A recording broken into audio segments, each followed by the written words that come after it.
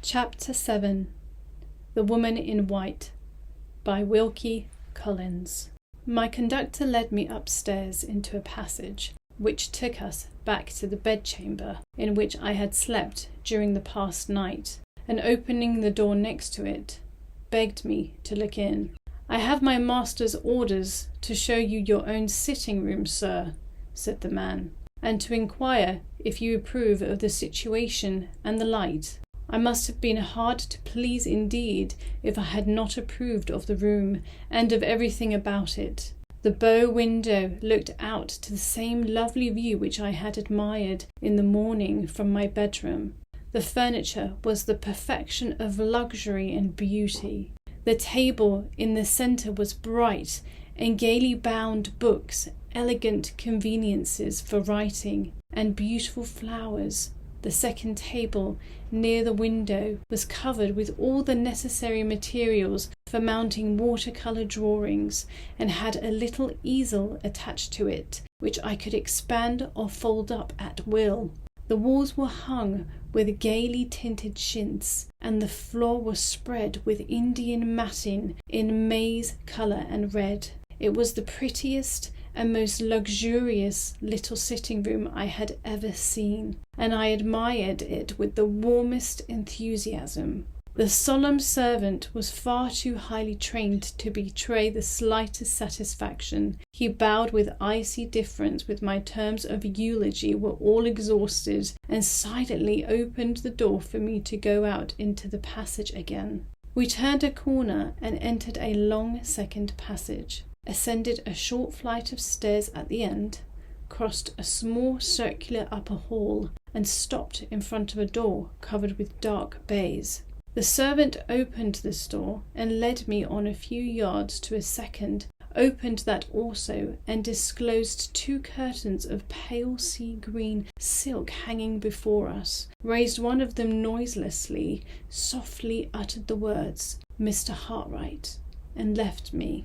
I found myself in a large, lofty room with a magnificent carved ceiling, and with a carpet over the floor so thick and soft that it felt like piles of velvet under my feet. One side of the room was occupied by a long bookcase of some rare inlaid wood that was quite new to me. It was not more than 6 feet high, and the top was adorned with statuettes in marble, ranged at regular distances, one from the other. On the opposite side stood 2 antique cabinets, and between them and above them hung a picture of the Virgin and Child, protected by glass and bearing Raphael's name on the gilt tablet at the bottom of the frame. On my right hand and on my left, as I stood inside the door, were chiffoniers and little stands in buhl and marquerite, loaded with figures in dress and china, with rare vases, ivory ornaments, and toys and curiosities that sparkled all at points with gold, silver, and precious stones. At the lower end of the room, opposite to me, the windows were concealed, and the sunlight was tempered by large blinds of the same pale sea green colour as the curtains above the door. The light thus produced was deliciously soft, mysterious and subdued. It fell equally upon all the objects in the room. It helped to intensify the deep silence and the air of profound seclusion that possessed the place, and it surrounded with an appropriate halo of repose the solitary figure of the master of the house, leaning back, listlessly composed in a large easy chair, with a reading easel fastened on one of his arms and a little table on the other. If a man's personal appearance, when he is out of his dressing room and when he has passed 40, can be accepted as a safe guide to his time of life, which is more than doubtful, Mr. Farley's age when I saw him might have been reasonably computed at over 50 and under 60 years. His beardless face was thin, worn, and transparently pale, but not wrinkled. His nose was high and hooked. His eyes were of a dim greyish blue, large, prominent and rather red round the rims of the eyelids. His hair was scanty, soft to look at, and of that light sandy colour which is the last to disclose its own changes towards grey. He was dressed in a dark frock coat of some substance much thinner than cloth, and in waistcoat and trouser of spotless white. His feet were small and were clad in buff-coloured silk stockings and little womanish bronze leather slippers. 2 rings adorned his white, delicate hands, the value of which even my inexperienced observation detected to be all but priceless.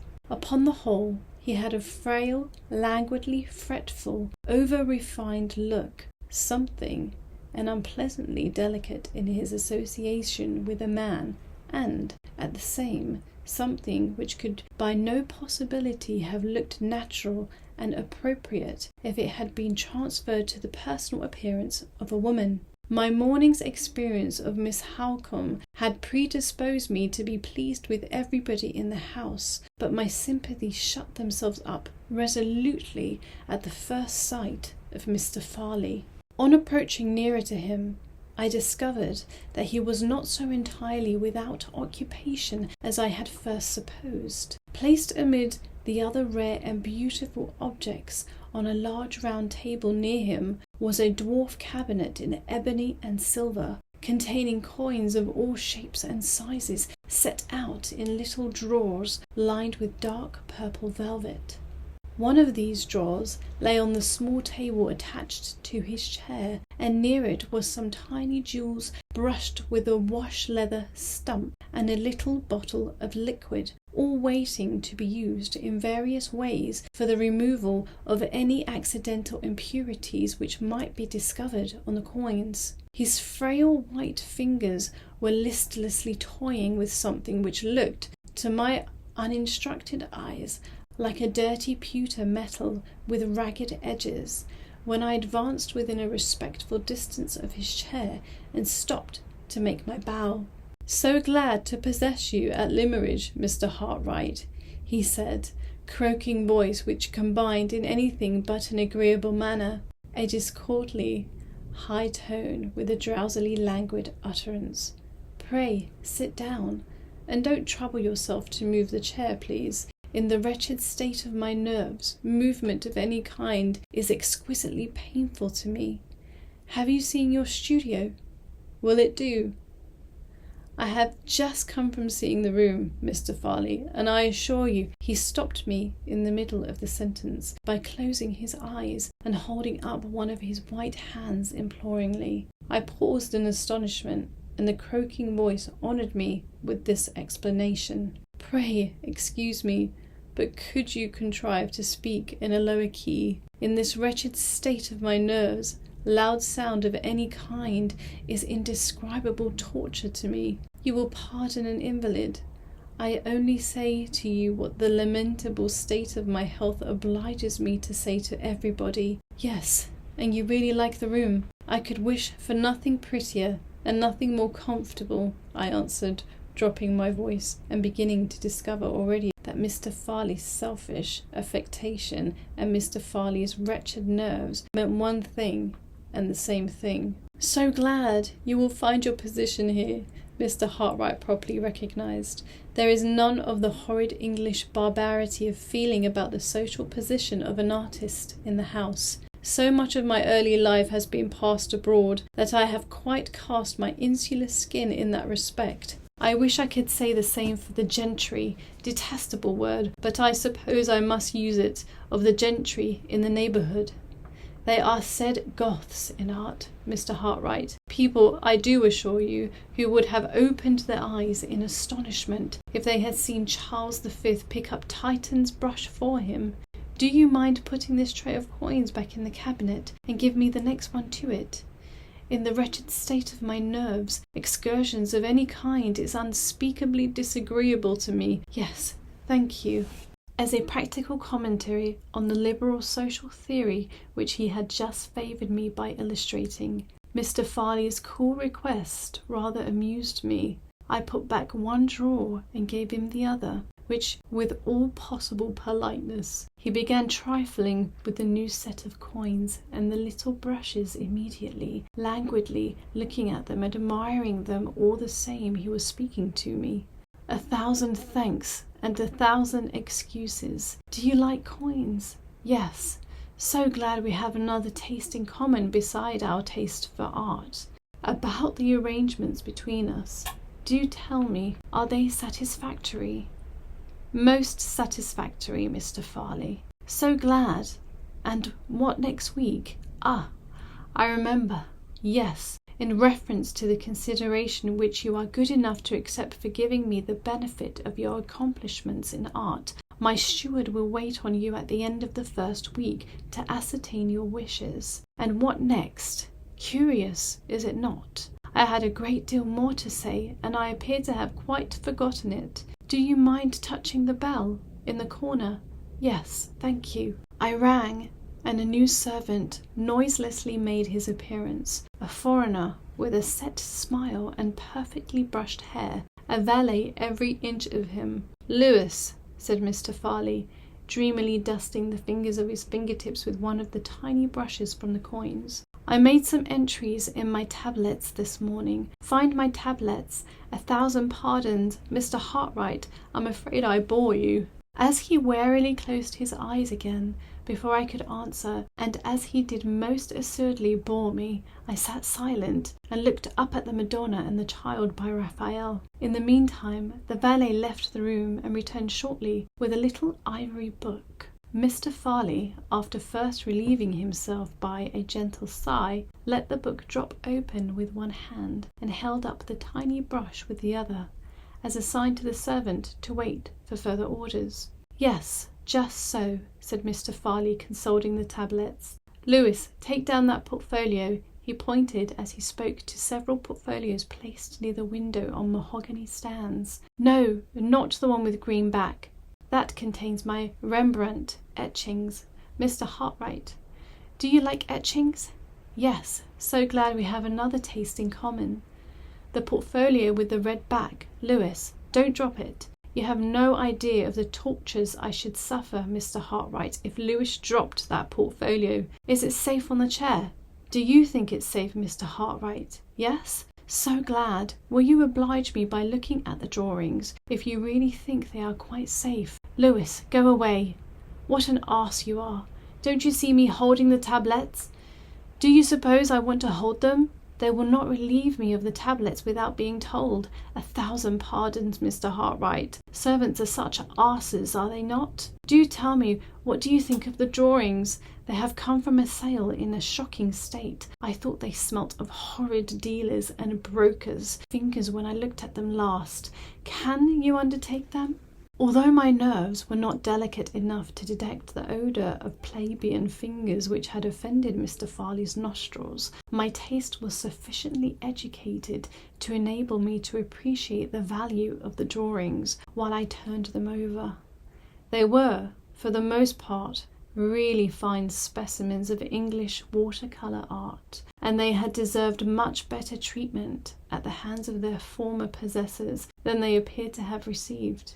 The drawings, I answered, require careful straining and mounting, and in my opinion they are well worth— I beg your pardon, interposed Mr. Farley. Do you mind my closing my eyes while you speak? Even this light is too much for them, yes? I was about to say, the drawings are well worth all the time and trouble. Mr. Farley suddenly opened his eyes and rolled them with an expression of helpless alarm in the direction of the window. I entreat you to excuse me, Mr. Hartright, he said in a feeble flutter, but surely I hear some horrid children in the garden.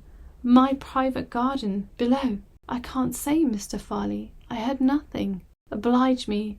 You have been so very good at humouring my poor nerves. Oblige me by lifting up a corner of that blind. Don't let the sun in on me, Mr. Hartright.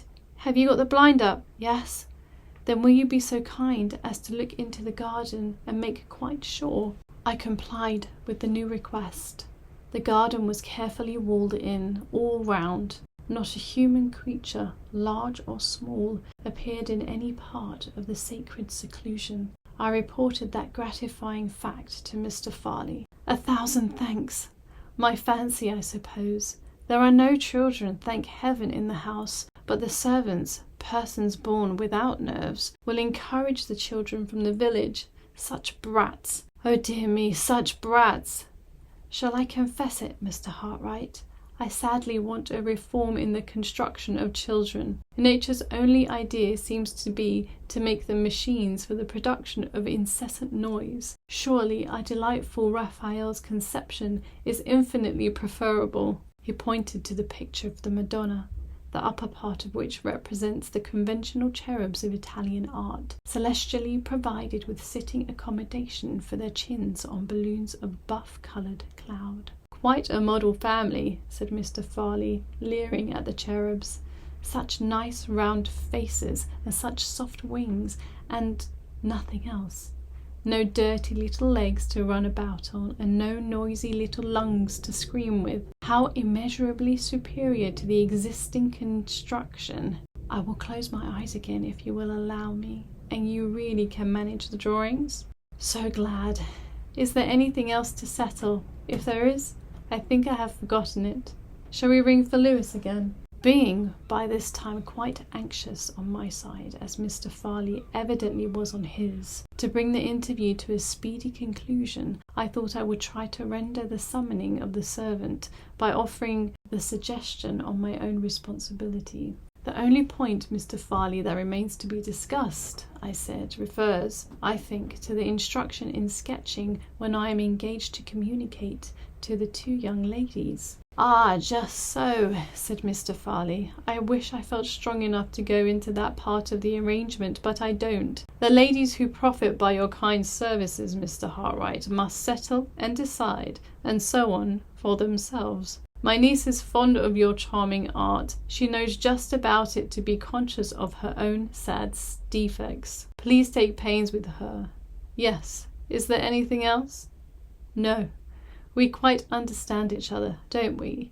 I have no right to detain you any longer from your delightful pursuit, have I? So pleasant to have settled everything, such a sensible relief to have done business. Do you mind ringing for Lewis to carry the portfolio to your room?" "I will carry it there myself, Mr. Farley, if you will allow me." "Will you really? Are you strong enough? How nice to be so strong. Are you sure you won't drop it?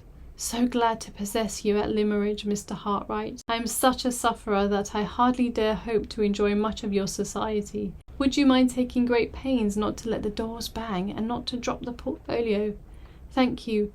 Gently with the curtains, please. The slightest noise from them goes through me like a knife. Yes. Good morning." When the sea-green curtains closed, and when the 2 baize doors were shut behind me, I stopped for a moment in that circular hall beyond, and drew a long, luxurious breath of relief. It was like coming to the surface of the water after a deep diving, to find myself once more on the outside of Mr. Farley's room. As soon as I was comfortably established for the morning in my pretty little studio, the first resolution at which I arrived was to turn my steps no more in the direction of the apartments occupied by the master of the house, except in the very improbable event of him honouring me with a special invitation to pay him another visit. Having settled this satisfactory plan of future conduct in reference to Mr. Farley, I soon recovered the serenity of temper of which my employer's haughty familiarity and imprudent politeness had, for the moment, deprived me. The remaining hours of the morning passed away pleasantly enough in looking over the drawings, arranging them in sets, trimming their ragged edges, and accomplishing the other necessary preparations in anticipation of the business of mounting them. I ought perhaps to have made more progress than this, but as the luncheon time drew nearer, I grew restless and unsettled, and felt unable to fix my attention on work, even though that work was only for the humble manual kind. At 2:00, I descended again to the breakfast room, a little anxiously. Expectations of some interest were connected with my approaching reappearance in that part of the house. My introduction to Miss Farley was now close at hand, and if Miss Halcombe's search through her mother's letters had produced the result which she anticipated, The time had come for clearing up the mystery of the woman in white.